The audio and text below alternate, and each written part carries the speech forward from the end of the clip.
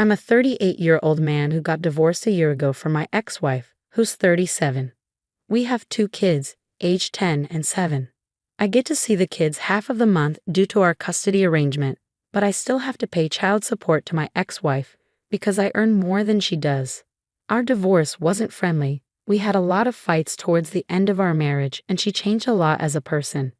During our last argument, she yelled that she regretted marrying me, so I decided to end things and file for divorce. She never tried to reconcile, and it's been a year since. 6 months after our divorce, she started dating someone else, which I found out from a mutual friend. It hurt to see her move on so quickly, but I didn't say anything about it to her. Since then, we've only talked about our kids, and that's it. Although I was hurt by her quick rebound, I always thought she was a good mom, so I didn't want to mess up our family dynamic. Recently, though, she did something that made me question her character. I was away on a business trip for a few days, and I asked her to watch the kids for an extra 3 days until I got back. She agreed, and I even have messages confirming this. However, on the second day of my trip, my son called me upset because his mom had dropped them off at my house. But I wasn't there to let them in. They were left waiting outside in the cold because I wasn't home, and my neighbors were also away. On that day, I had just moved into a new house in a still developing area where most homes were empty. The only occupied house nearby belonged to an older couple who weren't home. I was already anxious when my son called to say they were waiting outside my house, and the neighbors were away. I asked my son to wait as I called my ex-wife, hoping for a quick apology and for her to pick them up. Instead, she callously told me it was my problem because it was technically my turn to have them. Shocked, I pleaded with her to reconsider for the sake of the kids, but she hung up. I texted her, but she replied that she was running late for a date with her boyfriend and wanted to celebrate their 8-month anniversary. By then, my kids had been waiting in the cold for over 35 minutes. With no other choice, I called Child Protective Services, CPS, and explained. They arrived quickly and took the responsibility of driving my kids to my parents' house, which was out of town. My kids were too young to navigate there on their own. My in-laws had passed away before our marriage, and my other relatives in the city couldn't care for them at the moment. My parents' place was the safest option. I'd also reported my ex-wife for neglect and endangerment because my kids were found sitting on my doorstep, using a blanket to stay warm.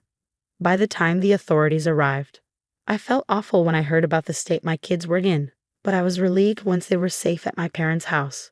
My ex-wife was arrested for negligence soon after I reported the incident, and I went to bed that night feeling validated, knowing my kids were okay and action was being taken. I immediately contacted my lawyer to pursue full custody upon my return, which would mean an end to child support payments.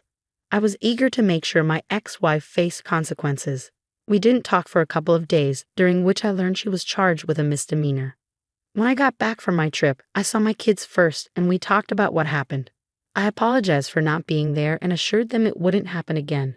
As I was going to file for full custody, my oldest seemed strangely relieved by this, which made me question my assumption that my ex-wife was a good mom.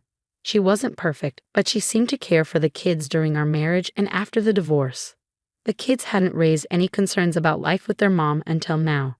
After learning that my son seemed happy about the prospect of not living with his mom anymore, I asked him why. He hesitated at first but eventually opened up and revealed that they had been having a tough time at their mom's place. She was extremely strict, suddenly banning them from having any candy or junk food during the time they spent with her each month. They were stuck eating bland, repetitive meals like tasteless porridge and oats for lunch and dinner, with only slightly more variety on weekends like toast with dip. My kids called this sick food, not because it was cool, but because it was what I would give them when they were actually sick and needed something gentle on their stomachs.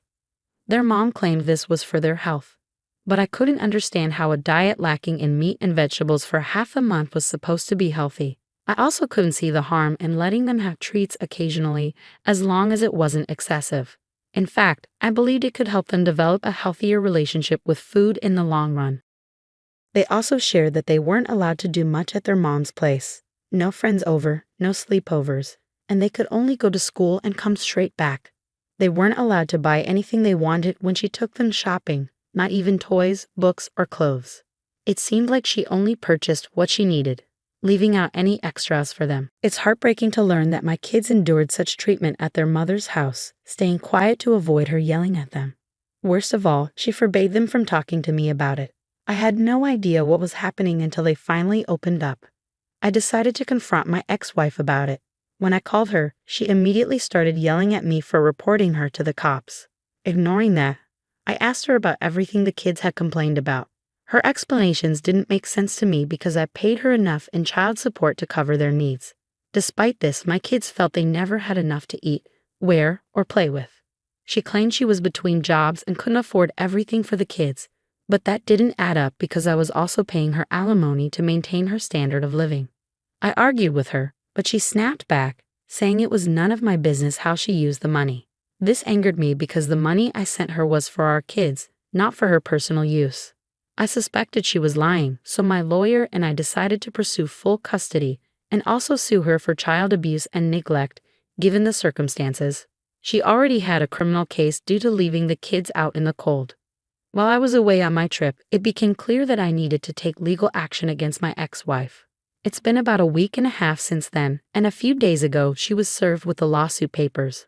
On the day she was served, she called me, putting on a show of fake tears. She hadn't reached out to me before this, and it seemed she was only doing so now because she realized she might lose custody of our kids. I suspected her tears weren't genuine, that she was more concerned about losing the child support that came with custody than actually caring for our children. During our call, I told her plainly that she had brought this situation upon herself and that I could no longer trust her with the kids. She tried to claim she was just messing with me and that she planned to regain custody anyway. I didn't buy it. When she confessed that she couldn't survive without the child support due to being between jobs, it confirmed my suspicions. It seemed she wanted custody primarily for financial reasons, not out of genuine love for our children. I was disgusted by this revelation and was ready to end the call when I overheard her friend, who is an attorney, yelling at her to focus on discussing a lawsuit with me instead of dwelling on the money. My ex-wife then changed tack and urged me to drop the lawsuit, calling it petty and claiming she already had enough on her plate with another ongoing legal issue. However, her previous actions had shown me a side of her that deeply concerned me, and I remained resolute in pursuing custody and holding her accountable for her neglectful behavior towards our children.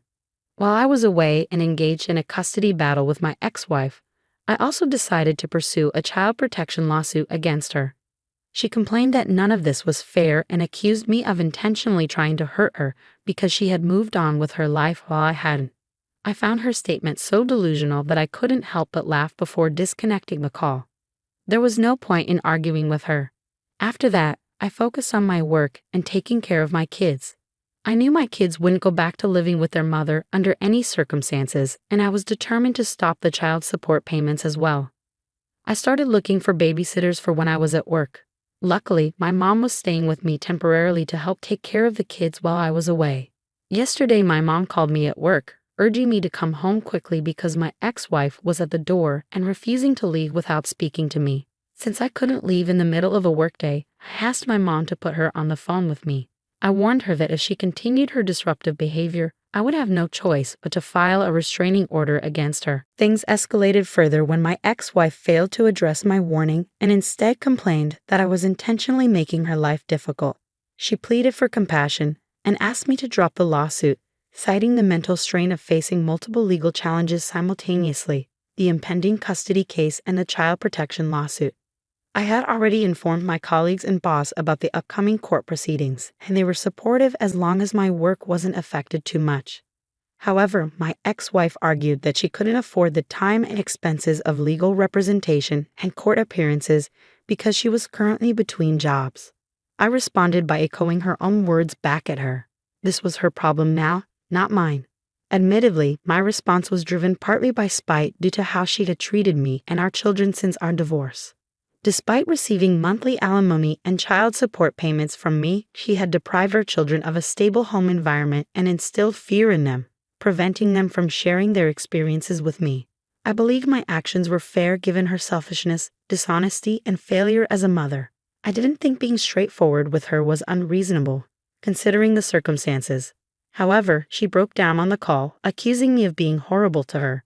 She felt it was unjust that she was not only likely to lose custody of the children, but also facing legal action from me. Despite feeling some guilt about the situation, I maintained that the course of action was necessary. I was pursuing legal action against her for neglecting our children, even though she was already facing charges and dealing with a custody case. Update 1. Hi everyone, it's been 2 days since I last shared here, and I've realized I shouldn't feel guilty thanks to your advice and my parents' support. I'm convinced now that the money I've been sending my ex-wife for the kids isn't being used for them at all. She's spending it on herself. We're not connected on social media, and I haven't been in touch with our mutual friends regularly due to my work. But after talking here and with my parents, I reached out to a couple of friends to gather more information about her financial situation.